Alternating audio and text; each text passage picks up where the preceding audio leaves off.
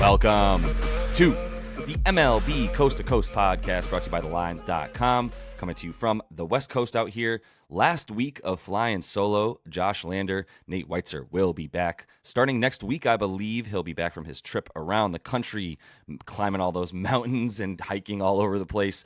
So we'll be back here together on the Coast to Coast show, specifically for MLB, while we still got this regular season going. I am happy to announce that I had a really good week on last week and a solid way to end the week, specifically on Friday, 4-1, up nearly a full unit on the night there, and a pretty big slate. Pretty much rode the Phillies to victory and Zach Wheeler. That game actually got delayed, interrupting Zach Wheeler's incredible performance. He had 11 Ks through 6.2 innings. Had to get removed there after the rain came in and really caused everything to get messed up for them. But the Phils did hold on to win that game 2-1, meaning that I got the first 5 money line right for them. We got the money line right for them. We got Wheeler to get 6 Ks plus the money line player performance double. So the Phillies really helped us. And then Max Scherzer, formerly of the New York Mets, pitched his last game with the Mets on Friday, got us over 5 Ks as he is now a member of the Texas Rangers, and the Mets continue to unload payroll as they give up on the rest of this season anyway. And the only game we did get wrong was the Tigers, who almost came back to beat the Marlins as the underdog. Would have gotten us plus 130 there on the 0.3 units that I bet, but they did not come all the way back, only got within about a run there at the end of the game as they were trailing for most of that game were the Tigers against the Marlins. So on the season, 17-15, up 2.04 units now for you guys. Look to continue to build off of that. Hey, we're making money, right? And just 2 or 3 weeks, made a couple $100 hopefully for you guys. So we'll continue to try that out here on this slate here on Monday. Definitely want to like and subscribe though. Make sure to follow along. Continue to check out these videos. We're bringing you each and every weekday this regular season in baseball. Also want you to head to thelines.com. Check out the content we're putting up on the site right now and use the odds finder tool that we have up there. A nice chart with all of the odds and offerings from these from these books that are giving you guys odds in baseball this season. So moving on to today's slate and starting with game 1, my favorite game, I'm going back to another underdog, and that is the Baltimore Orioles to beat the Toronto Blue Jays on the money line. That's plus 120 on FanDuel, quarter of a unit on that. And this is a really good Baltimore team right now. Let's be very clear. I mean, Toronto's playing pretty well also as we come down the stretch here. But Baltimore leads the division now as they did have a good couple last weeks or so to really overtake Tampa Bay, who continues to struggle, really. And in this one, it's a little bit odd that I might be choosing this moment in time to take the Orioles as the underdog, considering Kyle Gibson's on the mound and has been okay at best at times this season. But I think this is a good opportunity for him. He's in a really ripe position against a Toronto team that, look, they're awesome on offense. They're probably underachieving, honestly, but they're still very good, top 10 offense in the league. It's a very specific situation that we're facing here, though, where Kyle Gibson might have a slight advantage compared to the numbers that he might normally be seeing, the projections that we might normally have for him. And that's because he needs to throw his sinker ball. He needs to throw his changeup. He needs to throw junk. He doesn't have the stuff, especially at 35 now, to get it by guys without really, outsmarting them, let's say. And he's been really, really good at not walking guys, but not giving up home runs. And that's usually something that we don't see from Gibson is if he's not walking guys, because he's throwing stuff over the plate and giving up home runs. If he is walking guys, we know how that can go for him. If he has guys on base when he gives up some home runs, but he's kept the ball low. And against right-handed pitching, he's been incredible with those 2 pitches specifically, with the sinker, the changeup. You can probably throw the sweeper in there as well as another pretty solid pitch for him this year.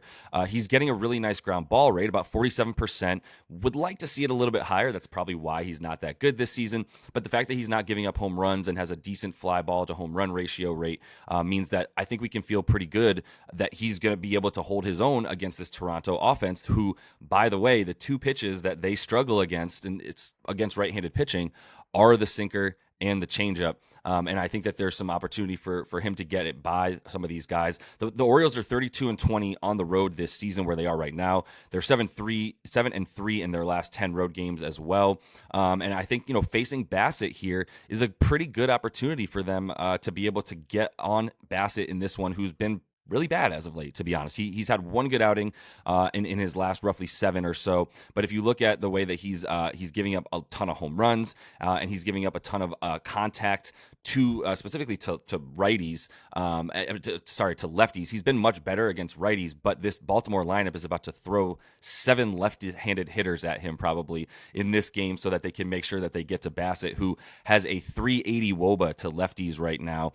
And he's leaving stuff out over the plate. He's doing doing what Kyle Gibson is not doing, which is throwing a lot of junk that kind of hangs there, and that's why he's got a lot of hard contact against him. And despite the fact that he has one of the best offenses backing him in the league in this one, I think the fact that Gibson can sort of get the ball, keep the ball low and get it by, or at least, keep it from leaving the park, hopefully get a bunch of those ground balls again, and that's really have his offense take advantage of Bassett's inability to handle lefties, and Bob's your uncle. We've got a plus 120 win, hopefully, for the Orioles tonight. So, second game here, Milwaukee at the Nationals. And man, the Nats are pretty bad. It's interesting because they're not that bad against righties. At least they don't strike out against righties. They have a pretty nice average against righties. They're taking on Corbin Burns, who looks like himself again, to be honest. So, I'm riding with Corbin Burns. I'm taking Milwaukee on the run line here, minus 1.5, and that's minus 120 in your odds from Caesar Sportsbook. 0.4 units on that.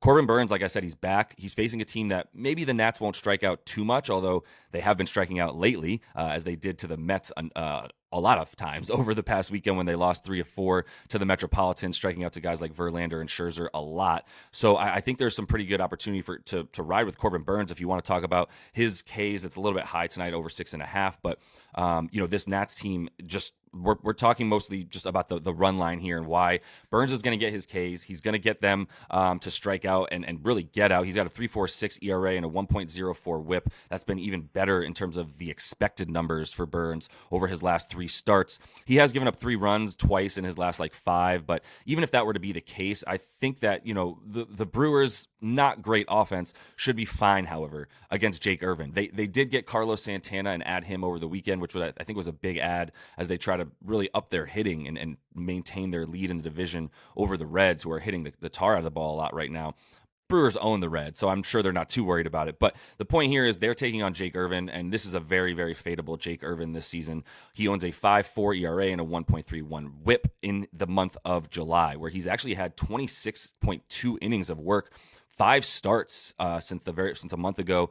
8 home runs allowed in those 5 starts. So not going very deep into games and giving up a lot of hard contact, hard hit balls are leaving the park for him, which is why that ERA is so bloated, and he's, despite not pitching and on top of not really making it very far through games. So I think that the Brewers are ripe to be able to hold on to this one from the jump, and then really rely on that really, really good pitching, really good bullpen to maintain a lead over Washington to the tune of 2 runs at least in this game. If you want an alt line of 2.5 runs, you do get plus money there at about plus 125 for Milwaukee to win by 2.5.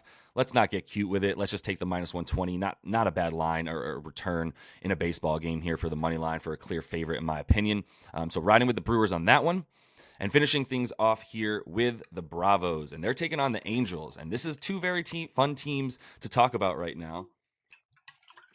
The Angels, especially, as we've seen them really start to hit the ball super well. I mean, look, all season long, they've been really, really good against righties, and they're taking Charlie Morton on tonight. So let's go over 9.5 runs in this Braves and Angels game. Minus 122 on FanDuel for 0.4 units on that one. And like I said, the Angels are a big reason for this. I'm always going to feel comfortable taking an over with the Bravos at this point. When you look at the way that they've been hitting lately, it's not quite as good, but they're doing their part to get over 10 runs in a lot of these games. When they faced the Brewers recently, that was when they sort of struggled to get a bunch of runs up. But even when they faced Zach Gallen not that long ago, and a couple of the other Diamondback pitchers, they've definitely been getting a good amount of runs. I was interesting. I didn't really like them in that Boston series for the Bravos, and they actually did very poorly. Lost both those games as I thought they might. When you got guys like Spencer Strider coming in, never having played Fenway before, I just didn't like it for them, the way that they come into Boston and none of their players really have too much experience there. They weren't able to get any of those wins, but now they're back, and I do think they're going to get a bit of runs off of Griffin Canning, who I tried to fade last time, and he was really good. But I still think there's an opportunity for the best offense in baseball to get runs off of him. They hit right-handed pitching as well as literally anybody in the league. And for Canning, even if he makes it the 5-6 innings that he was able to pitch last time, that bullpen is just so bad. I love the opportunity for the Bravos to get to the pen, their lineup to get to the Angels pen when needed in this game. Charlie Morton for the Braves, not as good of late. I mean, he's been really good for them all season, has the righty. But like I said, first off, the Angels just crush right-handed pitching, a top 3 offense in the league versus righties. And Morton in his last 2 starts, not really himself, to be honest. 4 earned runs on both occasions against the Red Sox and the D-backs. Failed to go 6 innings in those, gave up 6 hits in both of those as well. So he hasn't been giving up the home run ball, which I think is good for him. I mean, this Angels lineup relies on slugging for sure and power hitting, especially against righties.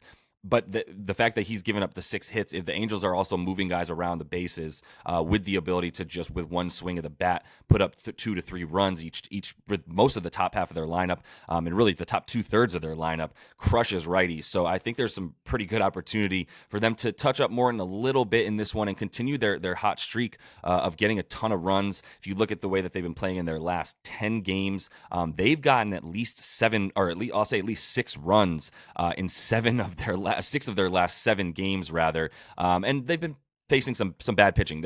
Charlie Morton is going to be the best pitcher that they're going to face, but they touched up Eduardo Perez as well, and that was the best lefty they recently faced, and a bunch of the other righties that they've taken on since then for the Yankees and the Pirates. I think there's going to be some good opportunity for them to continue to get some pretty good runs. Like I said, they've gotten at least 6 in 6 of their last 7. So I'm going to continue to ride with them, crushing right-handed pitching, take over 9.5 runs in this game. And that is all the time that I have for you. So make sure to like and subscribe to that page. Continue to follow along. Continue to win money for you guys here on the MLB Coast to Coast show. So why wouldn't you come back? And until I do see you next, happy betting.